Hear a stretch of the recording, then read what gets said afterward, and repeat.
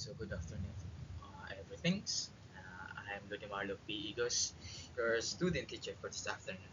So before we will go to our topic, we have a short um, motivational activity. Uh, Activity is identify the moisture enemy. So which of these products needs protection from moisture to maintain quality? Dried fish, chips, rice, fresh fish. Fish. Okay.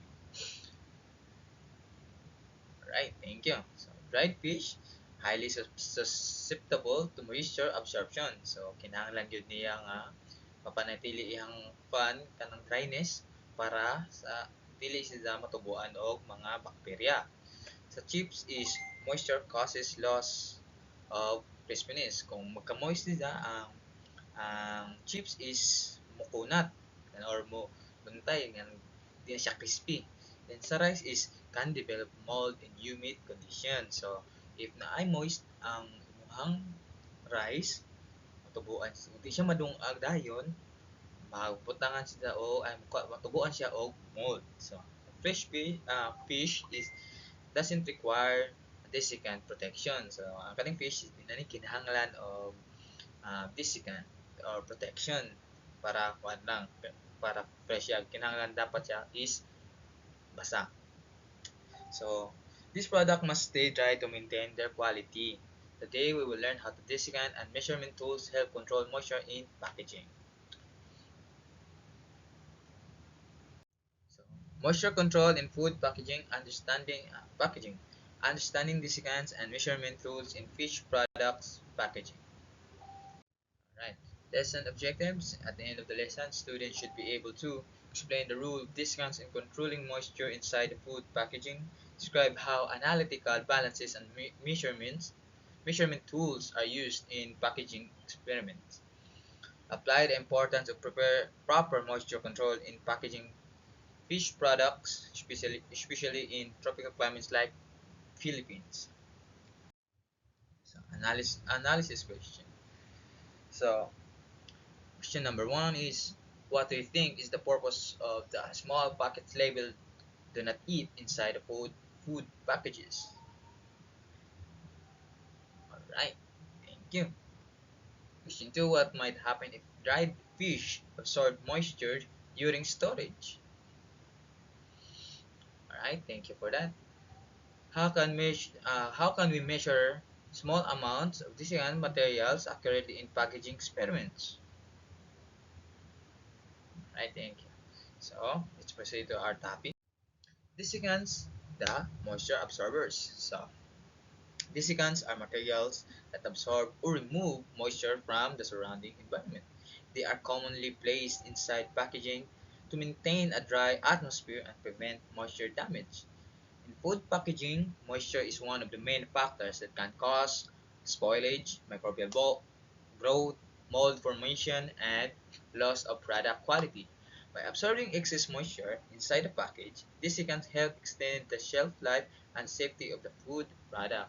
So, kinsa man diri sa inyo ang nakita na og kanang bitang sa sapatos kanang kanang nakabutang dira nga gamay nga packet nga kanang kuan nakabutang nga desiccant silica gel sa inyo kung nakita mo ana mao na siya. So, common types of desiccant is first is silica gel. Silica gel is a porous form of silicon dioxide that can absorb large amount of moisture that most common type found in food packages. Second is clay desiccants. Clay desiccants natural mineral-based desiccants that absorb water vapor from the air. Environmentally friendly option. Molecular sieves, highly porous materials capable of absorbing very small molecules such as water vapor, most effective for extreme moisture control. So, where you find them? Dried fish and seafood products, powdered milk and dairy products, snack foods and crackers, electronics and pharmaceuticals. So, kini kasagaran nimo sila makita sa kanang nga mga tank or packages or sa mga products. So, mo ni ang example sa silica gel. Kana mo ni atong kasagaran mabot nakita sa kanang mga sapatos, sa bagong palit nga bagong box sa sapatos nga napay sapatos nga naa pa dito ang kanang mo ni atong kasagaran kita. And next is kaning clay. I mean clay desiccants. So kaning ang desiccant is kaning natural lang ni dili ni siya silikon ng gamit more gam hinimo lang ni siya sa papel. So mo ni ang example sa clay desiccant. So next is moisture sieve. So mura ra kani siya is mo ang example mura siya pellet lang, siya bahog sa isda. Then mo absorb gyapon siya moisture ana. Then kung kabantay mo, kung ato lang itabok ang tong topic sa kaning ako ang butang is kabantay mo ana pampers, um, panty liner, napkin, I mean napkin, na dira gyapon ang kanang mga absorbent nga kuan para ang iyang moisture dito ko kuha siya og moisture para ang ato kan dili ta malapsan, dili ta makuan kanang sa ihi, wala siya. Next is analytical balances and measurement. So, an analytical balance is a highly sensitive laboratory instrument used to measure very small amounts of mass with high precision. Analytical balances are capable of measuring mass up to 0.001 grams or 1 milligram or even smaller. Because of this high accuracy, these are commonly used in scientific research, laboratories, and food packaging studies. So, mo ni ang example sa uh, yung nakita sa screen is mo na ang example sa analytical balances. So, weight of desiccants, measuring the exact amount of desiccant material used in packaging. Iyang timbangon. Next is moisture loss gain, tracking changes in food products weight due to moisture absorption. Packaging materials, measuring weight of films, foils, and other packaging components. Experimental samples, analyzing laboratory test sample for research purposes. So why do scientists need very accurate measurements when studying packaging materials? Alright, thank you for that. Let's proceed. So, the Philippines Tropical Climate Challenge. High temperature, or temperature persistent above 25 degrees Celsius and high humidity. Moisture level often exceed 80%.